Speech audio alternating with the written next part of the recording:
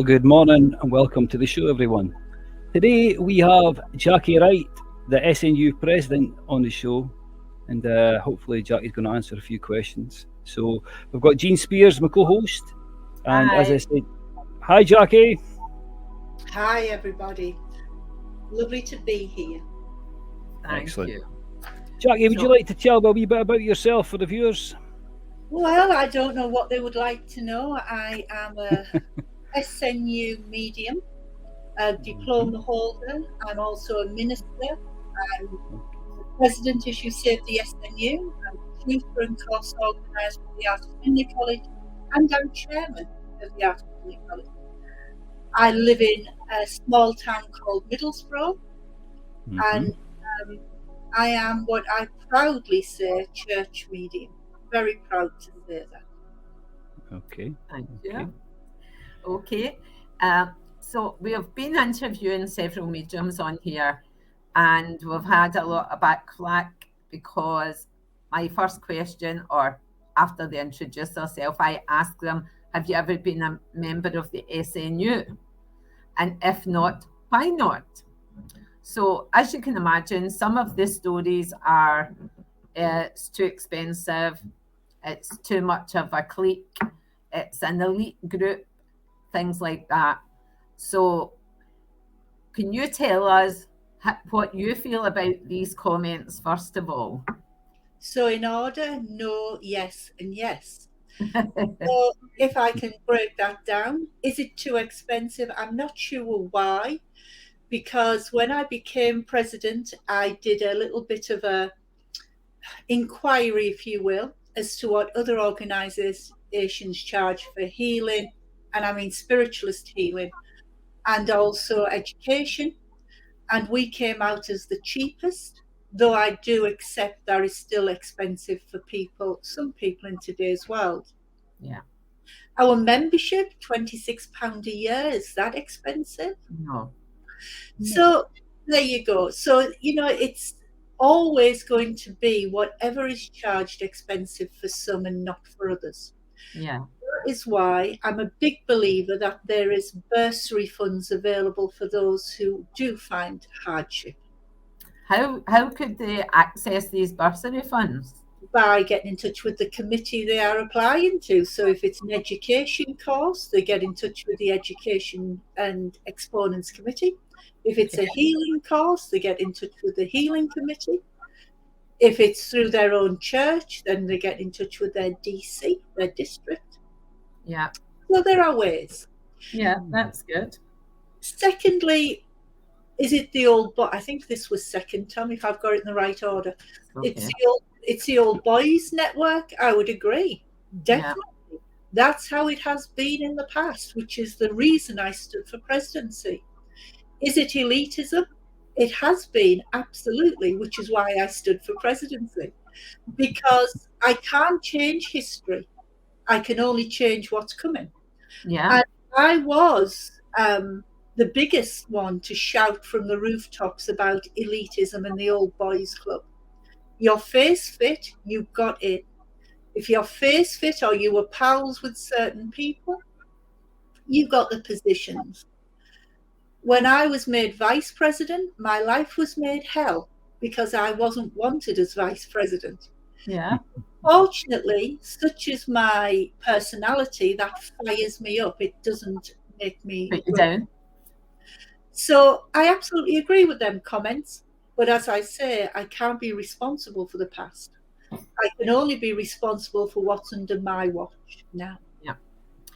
So I think when we were speaking about the training, someone had mentioned to go to Arthur Findlay College.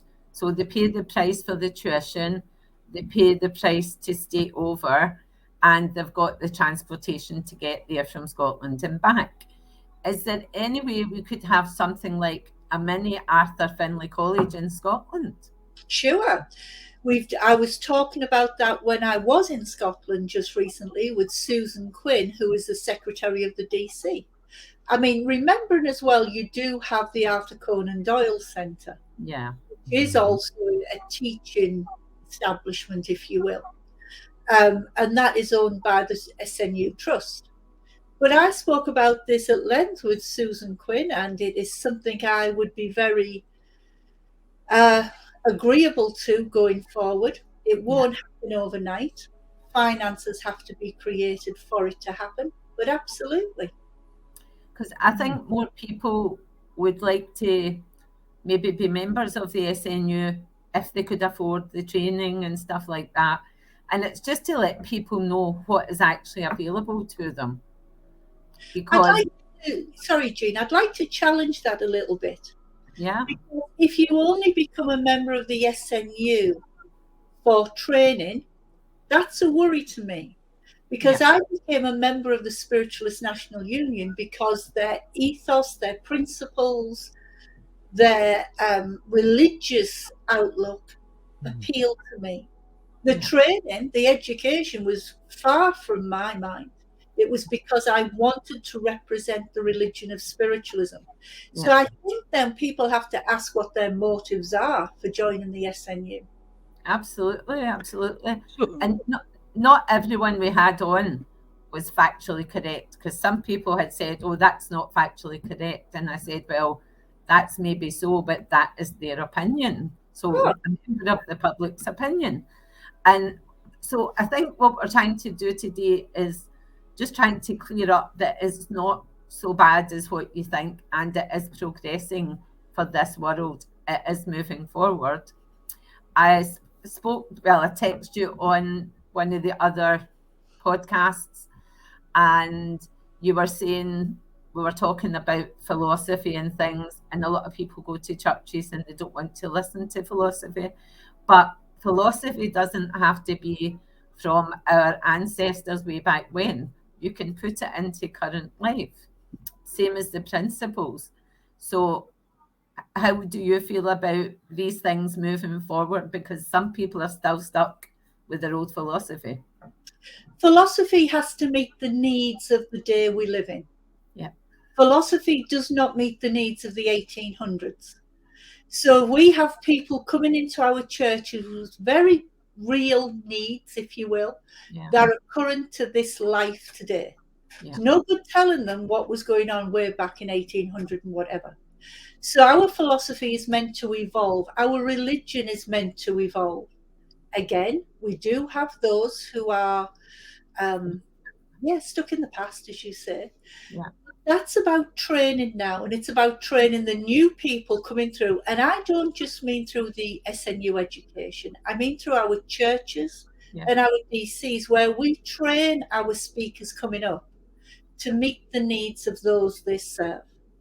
And that need is met, firstly, through a message, yes, where's mum and dad?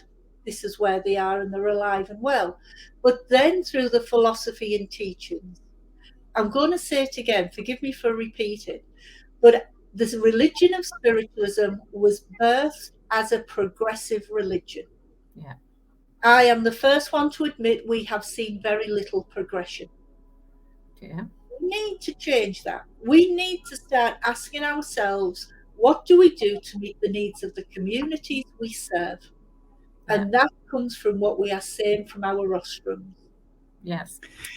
So, Jackie, sorry, Jean, you wait to say something? No. Well, my concern is that people will attend the courses, say, for a week, and after that, they say they've trained, they put on their website saying they've trained at Arthur Findlay College, blah, blah, blah, and then go out there and start their own church and everything else. Do you think that's right, or do you think there should be more training involved before they can actually say they've trained there? Well, do I think it's right? No, of course I don't. But secondly, what can I do about that? Because people pay their money, they come to the college, they have a week's course, they go home. We can't police them once they've gone home. Yeah. You know, so there's not a great deal I can do about that. It has always happened. It is something that is irritating. However, I'm not quite sure what we can do. Except maybe get in touch and say, I'm sorry, you weren't trained at the Arthur Findlay College, you attended a course. That would take up an awful lot of manpower, a lot of time. And there's more important things, I think, for us to stamp out. Absolutely. Like what Jean was saying at the very beginning, than just that. Because So- at the end of the day, Gary, if I may, once they start work, if you want to call it that, people will soon see they've had very little training. Their quality, if you want to call it that, will show through. So let their work speak for themselves and let people vote with their feet. Yeah. Yeah, certainly. So we, at our church, the people don't really like singing hymns. Okay. So we have started playing happy music, but it's got a message. So I did explain to them 2 weeks ago when I played a song from Nazareth. Now, that's a rock band. So, but the song was Broken Down Angel. And I said, please don't judge it because it's a rock song. Judge it because of the words. If you listen to the words, it's so current for now because we have many broken down angels. Okay, and it's basically saying, yes, they've fell down just now. It's only a bird that's broke its wing, but they will come back up. They are still people and we still need to look after them. So people started to then think, oh, that's right. So at least another 2 churches are doing the same kind of thing that I know of. Maybe not in the back of me, but because the people don't want to sing hymns anymore. And again, it's the past. They don't want to sing that. So I thought, well, if we can sing a happy song that's got some meaning, then that's better. And the people like it, and they do.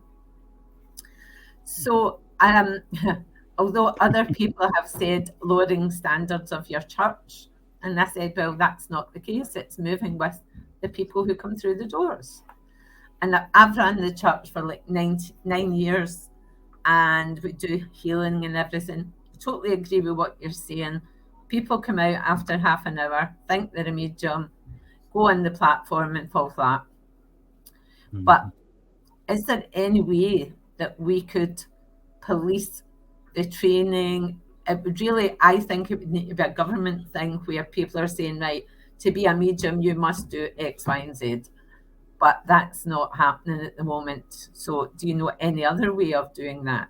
Well, 2 points. First of all, I want to go back to the singing of hymns. Yeah. Every church is their own charity. They have autonomy. They make the decision whether they sing happy songs or whether they sing hymns. There is no rule about that. None whatsoever.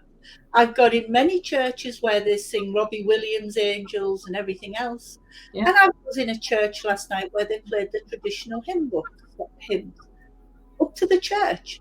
Yeah. I serve the church, so I have no judgment on that because the church has invited me. So that's not an SNU rule up to the church. Secondly, we do in a way have a government ruling because it comes, the Mediumship Act now comes under the Consumer Act.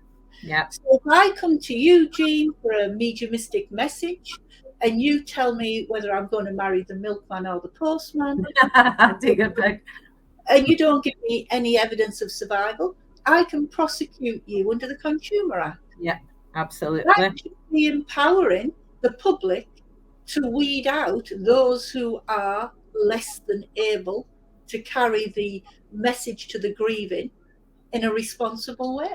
Yeah, absolutely. Which I agree with, because it's quite right. There's too many people out there ripping people off, you know. Absolutely. Taking advantage of the elderly and that, you know. But yeah, vulnerable. I agree, and I've been the grieving, and I've been the vulnerable, and I know that. I went to a medium many years ago in my local area who just told me that because of my son's sexuality and my daughter being an unmarried mother, they would be, condemned to hell. So that's not where I went. I went for evidence of my brother's survival, because my brother. Yeah. I took that medium to the Consumer Act, through the Consumer Act, because I wanted to highlight the fact that she had not fulfilled her obligation of what she was advertising for. I'll say again, people have to vote with their feet. We have to empower the public to not sit back and accept it, but to stand up and say, that isn't right. This is what I can do about that. people will think twice then. Yeah, So, although we have spiritualism as a religion, some people would say it's for entertainment purposes only. Do you feel that is maybe members who are not spiritualists but just doing it as a job or a way to make money? I can't comment on their reasons, but what I will say is that spiritualism is, for me personally, a religion. Me too. It's not entertainment. It has a very serious part to play in the showing the grief, those grieving, that their loved ones are alive and well. I am very proud to represent this religion at the cenotaph, and I'm very proud to be a minister of the religion. So people have to find their own way. If they think it's entertainment, well, that shows for me a lack of clarity about what they're doing. Yeah. But they've got to look at themselves in the mirror, haven't they? I mean, I've heard mediums say, I don't believe in God. And then they do a prayer about God. Yes, that's negated that message, didn't it? But people have to, we have our principle, our fifth principle, personal responsibility. Yeah. People have to take responsibility for themselves when they look in the mirror. Yeah. So, Jackie, That brings me on another principle, personal presentation. So having a church, I have had certain people come through the doors and I think, oh my goodness, do you not have a mirror? Because they're wearing clothes which I can only call t-shirt material, and it doesn't leave anything to the imagination. Again, there's nothing we can do about that except don't book them again. Yeah, you can say, I'm sorry, you're not getting on my platform dressed in that way. Mm-hmm. Because you cannot represent, if you say a religion, or you cannot represent the spirit world looking like you've just walked out of Tesco. Yeah. So, no disrespect to Tesco. So therefore, we can do something. We can refuse them access to the platform that they are going to be showcased upon. The problem. Do you feel the attendance is? Oh, sorry, Jane. On you go. No, carry on. I'm on about the attendance at churches these days, Jackie. Do you feel that the online side of things is stopping people attending? Yeah, but the genie's out of the bottle, isn't it? So it served its purpose during COVID. It kept people involved, not just locally, but from all over the world. I do feel that generally now Zoom does us an injustice, not a justice.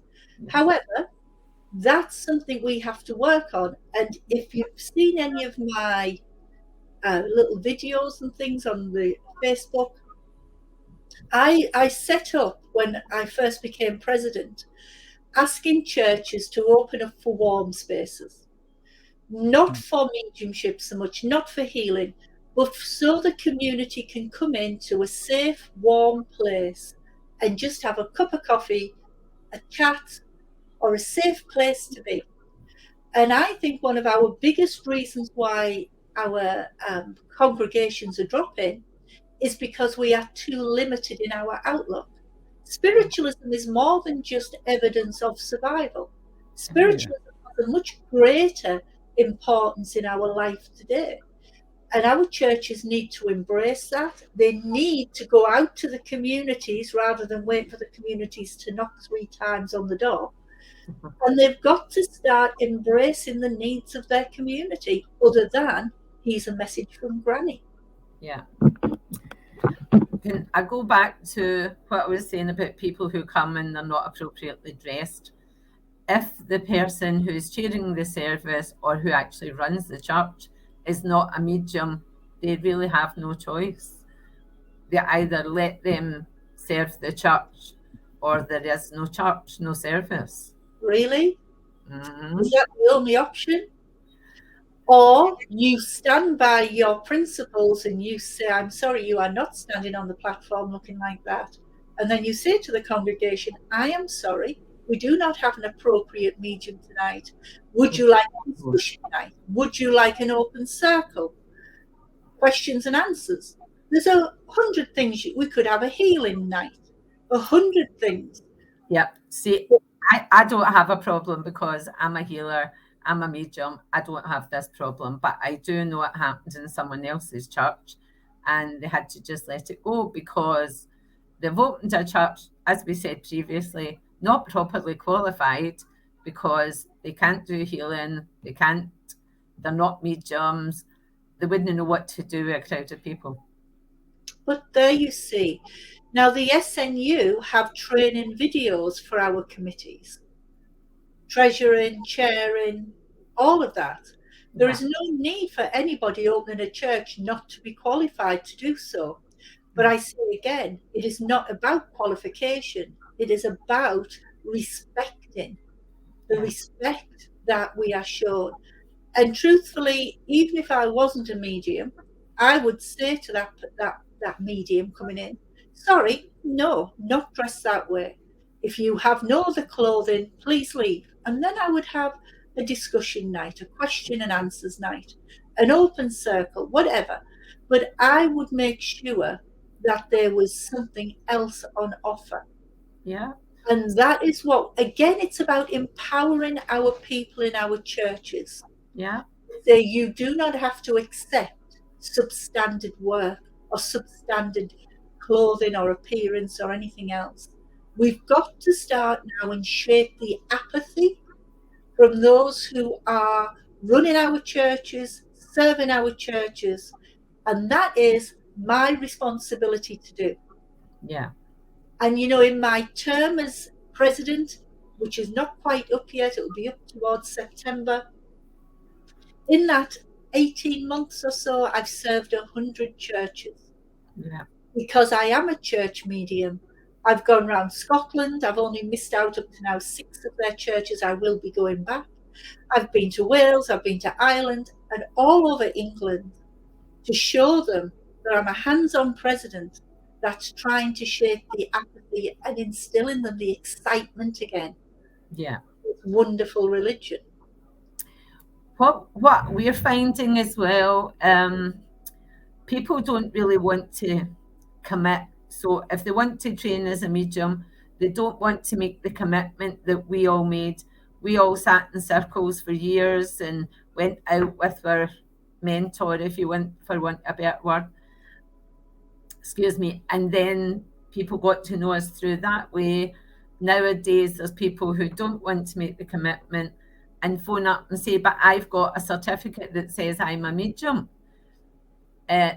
Some churches are giving them an evening's demonstration, other ones not so.